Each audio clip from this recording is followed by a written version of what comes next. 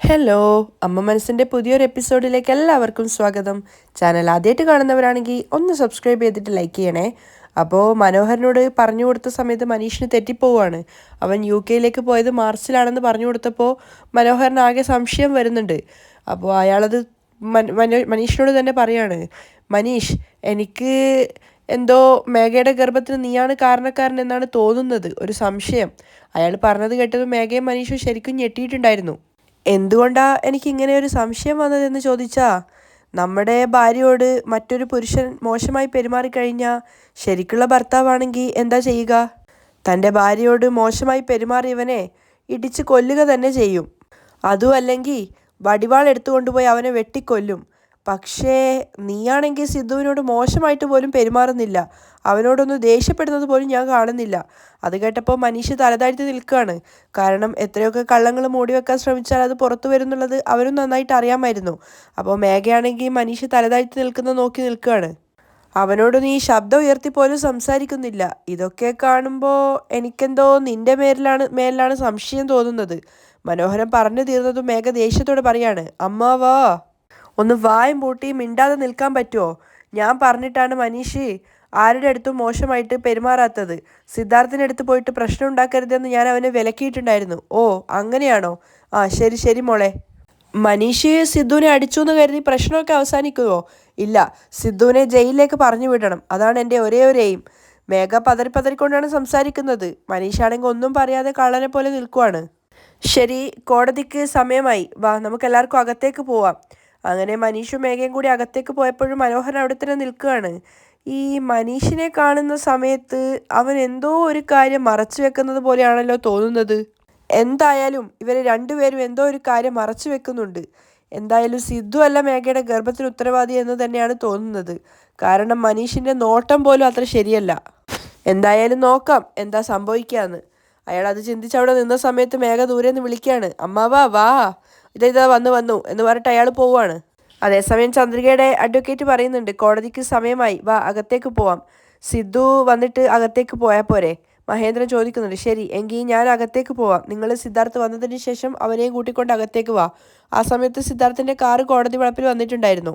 അമ്മ, സിദ്ധു സാറ് വന്നു. അപ്പോഴേക്കും ലക്ഷ്മി അഡ്വക്കേറ്റിനോട് പറയാണ്, മാഡം, സിദ്ധു വന്നു, അവരും തിരിച്ചു വരുന്നുണ്ടായിരുന്നു. അപ്പോൾ സിദ്ധാർത്ഥിൻ്റെ കയ്യിൽ കുറച്ച് പേപ്പേഴ്സൊക്കെ ഉണ്ടായിരുന്നു. സാർ, പോയ കാര്യം എന്തായി? ചന്ദ്രിക, നീ സംശയിച്ചത് ശരി തന്നെയാണ്. മനീഷ് 8 ജനുവരിയിലല്ല യു കെയിലേക്ക് പോയത്. അവൻ യു കെയിലേക്ക് പോയത് 8 മാർച്ചിലാണ്. അതിനുള്ള തെളിവുകളാണ് ഈ പേപ്പറിലുള്ളത്. മേഘ മനീഷ് ജനുവരി 8-നാണ് യു കെയിലേക്ക് പോയത് എന്ന് പറഞ്ഞത് മുഴുവൻ കള്ളമാണ്. ചന്ദ്രികയ്ക്ക് അത് കേട്ടപ്പോൾ ഒരു ഹോപ്പ് തോന്നുവാണ്. അവൾ ലക്ഷ്മിയോട് പറയുന്നുണ്ട്, അമ്മ, അത് മാത്രമല്ല, മേഘയുടെ ഗർഭത്തിന് സിദ്ധു സാർ കാരണക്കാരനുമല്ല. അങ്ങനെ ഒരു കുറ്റബോധം നിങ്ങൾക്ക് വേണ്ട എന്ന് മനീഷ് തന്നെ സിദ്ധു സാറിനോട് പറഞ്ഞിട്ടുണ്ട്. അങ്ങനെ പറഞ്ഞാൽ എന്താ അർത്ഥം? മേഘയുടെ ഗർഭത്തിന് സിദ്ധു സാറല്ല കാരണക്കാരനെന്നാണല്ലോ അതിൻ്റെ അർത്ഥം. അപ്പോൾ മഹേന്ദ്ര പറയുന്നുണ്ട്, അങ്ങനെയാണെങ്കിൽ ഇത് മേഘയുടെ പുതിയൊരു പ്ലാൻ തന്നെയാണ്. മാഡം, മനീഷ് 8-ാം തീയതി മാർച്ചിൽ യു കെയിലേക്ക് പോയതിൻ്റെ ഫ്ലൈറ്റ് ടിക്കറ്റിൻ്റെയൊക്കെ കോപ്പിയാണിത് എന്ന് പറഞ്ഞിട്ട് സിദ്ധാർത്ഥ് കയ്യിലുണ്ടായിരുന്ന പേപ്പർ വക്കീലിനെ ഏൽപ്പിക്കുകയാണ്. ഓക്കെ, ഇത് തീർച്ചയായിട്ടും നമ്മുടെ കേസിന് യൂസ്ഫുൾ ആയിരിക്കും. വാ അകത്തേക്ക് പോവാം എന്ന് പറഞ്ഞിട്ട് അഡ്വക്കേറ്റ് അവരെല്ലാവരെയും കൂട്ടി അകത്തേക്ക് പോവാണ്. പിന്നീട് കാണിക്കുന്നത് കോടതി മുറിയാണ്. ജഡ്ജ് വന്നതിന് ശേഷം ആദ്യം തന്നെ വിളിക്കുന്നത് മേഘയുടെ കേസ് തന്നെയായിരുന്നു. ഈ കേസിൽ പറഞ്ഞിരിക്കുന്ന മേഘയോട് വരാൻ പറയൂ. അപ്പോൾ മേഘയെ കോർട്ടിലകത്ത് ഇതിനകത്തേക്ക് വിളിക്കുകയാണ്. മേഘ എല്ലാവരെയും നോക്കി അതിൻ്റെ അകത്തേക്ക് പോയി നിൽക്കുകയാണ്. അപ്പോൾ ജഡ്ജ് പറയുന്നുണ്ട്, സംഭവം നടന്ന ദിവസം എന്താണ് വ്യക്തമായിട്ട് സംഭവിച്ചത് എന്ന് ഒന്ന് പറഞ്ഞു തരൂ. ധൈര്യമായിട്ട് പറഞ്ഞോ. മേഘയുടെ അഡ്വക്കേറ്റ് അവൾക്ക് ധൈര്യം കൊടുക്കുകയാണ്. അപ്പോൾ ജഡ്ജിനെ നോക്കിക്കൊണ്ട് മേഘ പറയുന്നുണ്ട്, ഞാനും എൻ്റെ മകൾ പ്രിയയും മുത്തശ്ശിയുടെ വീട്ടിലാണ് താമസിക്കുന്നത്. സംഭവം നടന്ന ആ ദിവസം മുത്തശ്ശിയും എൻ്റെ അമ്മാവനും എൻ്റെ മകളെയും കൂട്ടിക്കൊണ്ട് ഒരു നേർച്ചക്കട നിറവേറ്റാൻ വേണ്ടിയിട്ട് തിരുപ്പതിയിൽ പോയിട്ടുണ്ടായിരുന്നു. അന്ന് എൻ്റെ ഫ്രണ്ട് രേഖ ഒരു ഫെയർവെൽ പാർട്ടി ഉണ്ടായിട്ട് എന്നെ വിളിച്ചിട്ടുണ്ടായിരുന്നു. ഞാനാണെങ്കിൽ വീട്ടിൽ തനിച്ചല്ലേ ഉള്ളൂ. അവിടെ പോയി കഴിഞ്ഞാൽ മൈൻഡൊന്ന് ഫ്രഷ് ആവുമല്ലോ എന്ന് കരുതിയിട്ട് അങ്ങോട്ടേക്ക് പോയതാണ്. അവിടെ പോയപ്പോൾ എൻ്റെ ഫ്രണ്ട്സൊക്കെ എന്നെ നിർബന്ധിച്ചിട്ട് എന്നോട് മദ്യപിക്കാൻ പറഞ്ഞു. മേഘ ഒരു തെറ്റും ചെയ്യാത്തത് പോലെയാണ് സംസാരിക്കുന്നത്. അത് കേട്ടപ്പോൾ മഹേന്ദ്രനൊക്കെ പുച്ഛം തോന്നുകയാണ്. അപ്പോൾ മനോഹരനും ചിന്തിക്കുന്നുണ്ട്, അതെ, നീ ചെറിയ കുട്ടിയാണല്ലോ, നിന്നെ നിർബന്ധിച്ചിട്ട് വായിൽ മദ്യം ഒഴിച്ചു തരാൻ വേണ്ടി. നീ തന്നെ ആയിരിക്കും ഉള്ള ബോട്ടിൽ മൊത്തം എടുത്ത് വായിലേക്ക് കമഴ്ത്തിയിട്ടുണ്ടാവുക. അയാൾ ഇങ്ങനെയൊക്കെ ചിന്തിക്കുകയാണ്. അപ്പം മേഘയാണെങ്കിൽ ജഡ്ജിനോട് പറയുന്നുണ്ട്, ആദ്യമായിട്ട് കുടിച്ചത് കാരണം അളവ് അറിയാതെ ഒരുപാട് കുടിച്ചുപോയി. അതുകൊണ്ട് അവിടെ പാർട്ടി നടന്ന ഹാളിൽ തന്നെ ഞാൻ ബോധം കെട്ട് വീണു. അപ്പോൾ അവിടെയുള്ള പാർട്ടി ഹാളിൻ്റെ മാനേജർ സിദ്ധുവിനെ വിളിച്ചിട്ട് എന്നെ വീട്ടിലേക്ക് കൂട്ടിക്കൊണ്ട് പോവാൻ പറഞ്ഞു. സിദ്ധു ആണെങ്കിൽ വന്നിട്ട് അദ്ദേഹം പറഞ്ഞതുപോലെ തന്നെ എന്നെ വീട്ടിലേക്ക് കാറിലാണ് കൂട്ടിക്കൊണ്ട് വന്നിട്ടുണ്ടായിരുന്നത്. എന്നെ വീട്ടിൽ കൊണ്ടുവിട്ട സിദ്ധു വീട്ടിൽ മുത്തശ്ശിയും മനോഹരൻ മാമനും ഒന്നുമില്ലെന്ന് മനസ്സിലാക്കിയിട്ട് അവസരം മുതലാക്കി എൻ്റെ അടുത്ത് അവൻ മോശമായി പെരുമാറി. അതും പറഞ്ഞ് മേഘ പൊട്ടിക്കരയാണ്. മേഘയുടെ കള്ളം കേട്ടിട്ട് സിദ്ധാർത്ഥിനും ചന്ദ്രയ്ക്കൊക്കെ ആകെ അതിശയവും ഞെട്ടലും ആവാണ്. എത്ര നന്നായിട്ടാണ് അവളിങ്ങനെ കള്ളം പറയുന്നത് എന്ന് വിചാരിച്ചിട്ട്.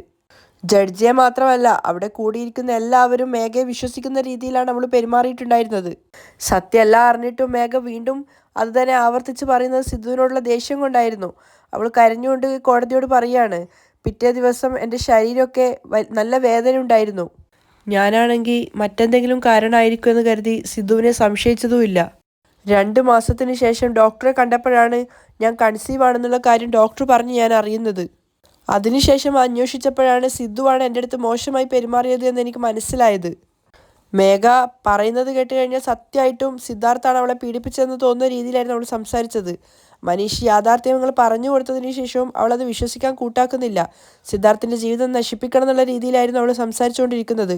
എന്തിനാണ് എന്നോട് ഇങ്ങനെ മോശമായി പെരുമാറിയത് എന്ന് ചോദിച്ച് ഞാൻ സിദ്ധാർത്ഥിൻ്റെ വീട്ടിൽ ചെന്ന സമയത്ത് അവൻ എന്നെ അടിച്ച് വീട്ടിൽ നിന്നും പുറത്താക്കി. എന്നെ വല്ലാതെ അപമാനിച്ചാണ് ഇറക്കി വിട്ടത്.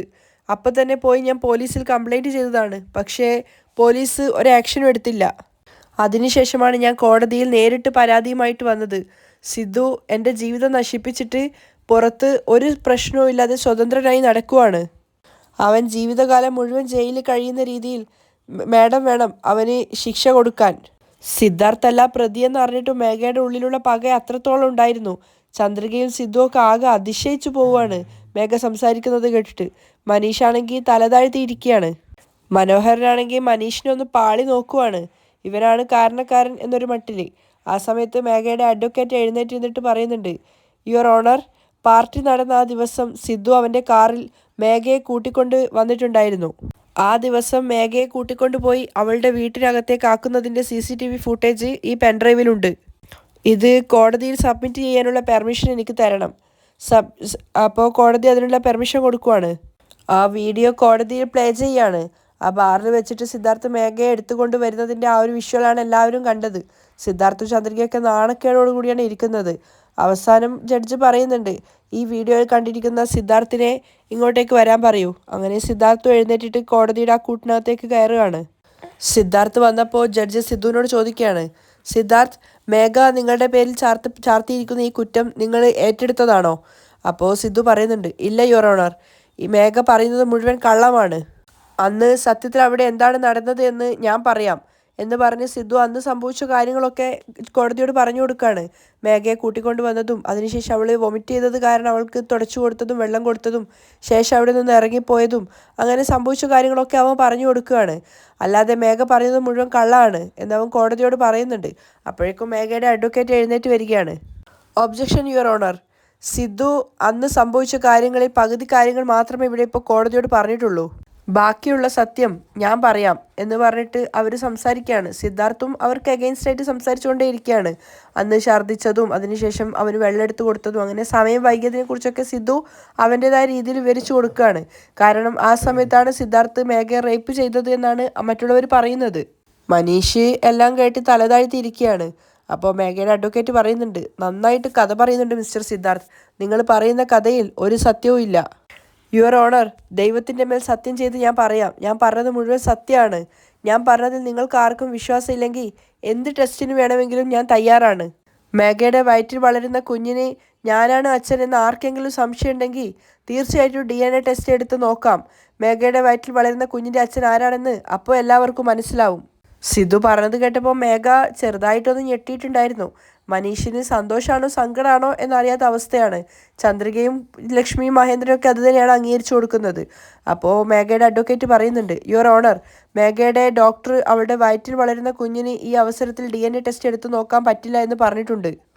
അതുകൊണ്ട് കുഞ്ഞ് ജനിക്കുന്നത് വരെ DNA ടെസ്റ്റ് എടുക്കാൻ സാധിക്കില്ല. ഞങ്ങൾ തന്ന തെളിവിൻ്റെ മേൽ സിദ്ധാർത്ഥാണ് കുറ്റക്കാരനെന്ന് കോടതിക്ക് ബോധ്യപ്പെട്ടെങ്കിൽ സിദ്ധാർത്ഥാണ് കുറ്റവാളി എന്ന് മനസ്സിലാക്കി അവന് അതിനനുസരിച്ച ശിക്ഷ വാങ്ങിക്കൊടുക്കണമെന്ന് താഴ്മയായി കോടതിയോട് അഭ്യർത്ഥിക്കുന്നു. അത് കേട്ട് സിദ്ധുവും അവൻ്റെ ആളുകളൊക്കെ ആകെ ഷോക്കായിട്ട് നിൽക്കുകയാണ്. മനീഷ അപ്പോഴും തലതാഴ്ത്തി തന്നെയാണ് നിൽക്കുന്നത്. അപ്പോൾ കോടതി സിദ്ധുവിനോട് പറയുന്നുണ്ട്, നിങ്ങൾക്ക് തിരിച്ചു പോവാം. സിദ്ധു തിരിച്ചുപോയി ചന്ദ്രികയുടെ അടുത്തായിട്ട് അവിടെ ഇരിക്കുകയാണ്. അവൾ അവൻ്റെ കൈകളിൽ ചേർത്ത് പിടിച്ചിട്ട് ധൈര്യത്തോടെ അവനെ സമാധാനിപ്പിക്കുന്നുണ്ടായിരുന്നു. അതിനുശേഷം സിദ്ധാർത്ഥിൻ്റെ വക്കീൽ എഴുന്നേറ്റ് നിന്നിട്ട് ജഡ്ജിനോട് പറയാണ്, യുവർ ഓണർ, എനിക്ക് മേഘയോട് കുറച്ച് കാര്യങ്ങളെക്കുറിച്ച് സംസാരിക്കാനുണ്ട്. അതിനുള്ള പെർമിഷൻ എനിക്ക് കോടതി അനുവദിച്ചു തരണം. കോടതിയുടെ സമ്മതത്തോടു കൂടി അഡ്വക്കേറ്റ് മേഘയോട് ചോദിക്കുകയാണ്, മിസ്സിസ് മേഘ, സിദ്ധുവിനെ എത്ര വർഷമായിട്ട് നിങ്ങൾക്കറിയാം? കുട്ടിക്കാലം തൊട്ടേ അറിയാം. കുട്ടിക്കാലം തൊട്ടേ നിങ്ങൾക്ക് സിദ്ധാർത്ഥിൻ്റെ മേൽ ഒരു ക്രഷ് ഉണ്ടായിരുന്നു അല്ലേ? അത് കേട്ടപ്പോൾ മേഘ ചെറുതായിട്ടൊന്ന് ഞെട്ടിയിട്ട് സിദ്ധുവിനെ നോക്കുകയാണ്. അവൻ ദേഷ്യത്തോടെ തലതാഴ്ത്തുന്നുണ്ട്. അപ്പോൾ അഡ്വക്കേറ്റ് ചോദിക്കുന്നുണ്ട്, അത് വെറും ഒരു ക്രഷ് മാത്രമായിരുന്നോ അതോ ഒരു വൺ സൈഡ് ലവ് ആയിരുന്നോ? ഇല്ല, സിദ്ധാർത്ഥിനെ ഞാൻ പ്രണയിച്ചിട്ടൊന്നുമില്ല. മേഘ പെട്ടെന്ന് തന്നെ ഉത്തരം പറയാണ്. അത് കേട്ടപ്പോൾ സിദ്ധുവും ചന്ദ്രിക പരസ്പരം നോക്കുന്നുണ്ട്. സിദ്ധാർത്ഥിനെ പ്രണയിക്കുന്നില്ല എന്ന് നിങ്ങളിപ്പോൾ പറഞ്ഞു, പിന്നെ എന്തിനാ സിദ്ധാർത്ഥിനും ചന്ദ്രികയ്ക്കും നടന്ന കല്യാണത്തെ നിങ്ങൾ തടഞ്ഞു വെച്ചത്? അപ്പോൾ മേഘ പറയുന്നുണ്ട്, ഇങ്ങോട്ട് നോക്ക്, ഞാൻ ആരെയും പ്രണയിക്കുന്നൊന്നുമില്ല. സിദ്ധാർത്ഥ് ലേഡീസ് വിഷയത്തിൽ കുറച്ച് വീക്കായ ഒരാളാണ്. സിദ്ധുവിനെ മാക്സിമം തരം താഴ്ത്തിക്കൊണ്ടാണ് മേഘ സംസാരിക്കുന്നത്. അത് കേട്ടപ്പോൾ മേഘയോട് വല്ലാത്ത പുച്ഛവും ദേഷ്യവും തോന്നുകയാണ് മഹേന്ദ്രൻ ലക്ഷ്മിക്കും ഒക്കെ. മേഘയാണെങ്കിൽ വിട്ടുകൊടുക്കുന്നേയില്ല. അവൾ പറയുന്നുണ്ട്, സിദ്ധു കോളേജ് പഠിക്കുന്ന കാലത്ത് തന്നെ അവിടെ വെച്ച് പല പെൺകുട്ടികളെയും ചതിച്ചിട്ടുണ്ട്. മേഘ പറയുന്ന കള്ളങ്ങൾ കേട്ടിട്ട് എല്ലാവരും അതിശയിച്ച് നിൽക്കുകയാണ്, മനോഹരൻ ഉൾപ്പെടെ.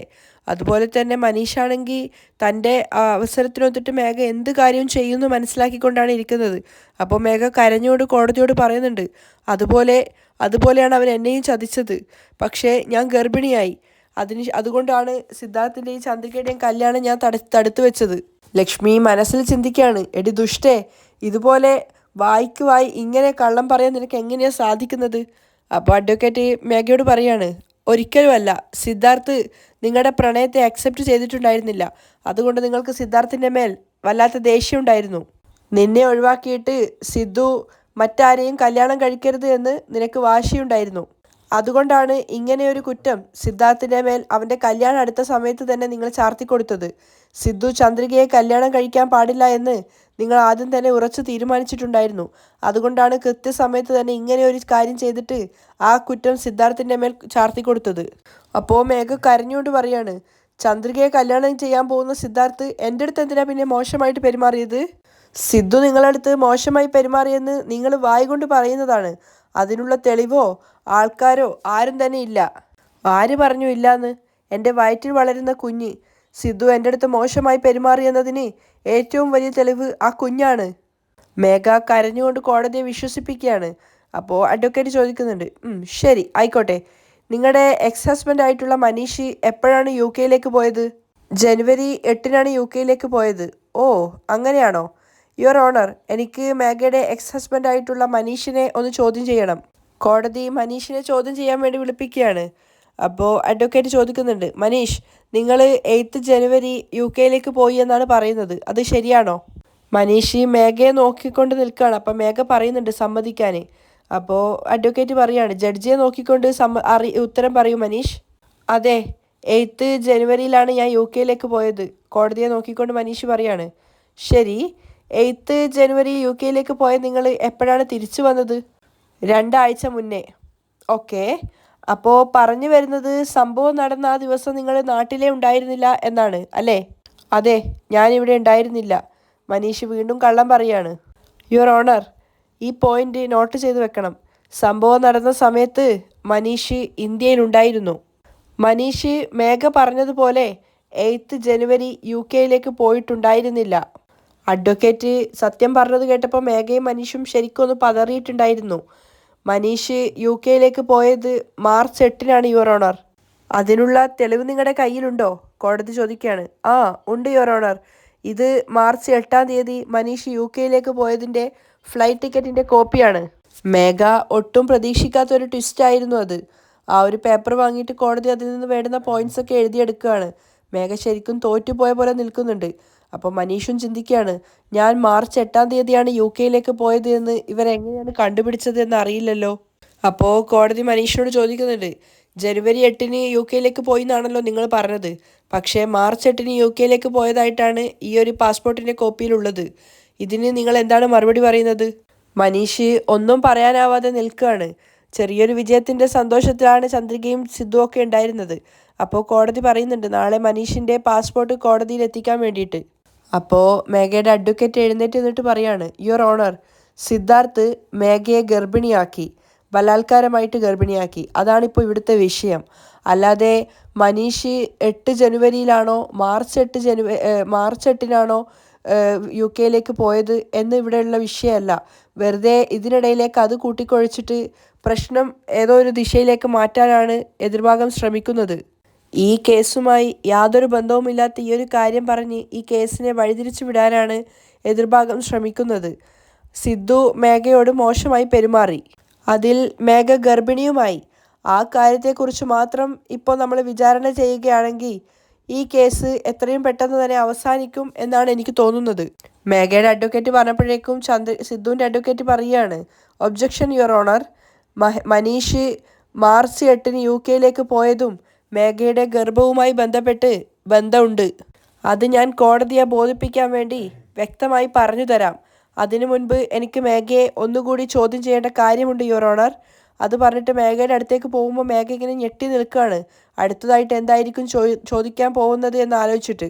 അവിടെയാണ് ഇന്നത്തെ എപ്പിസോഡ് വൈൻഡപ്പ് ചെയ്യുന്നത്.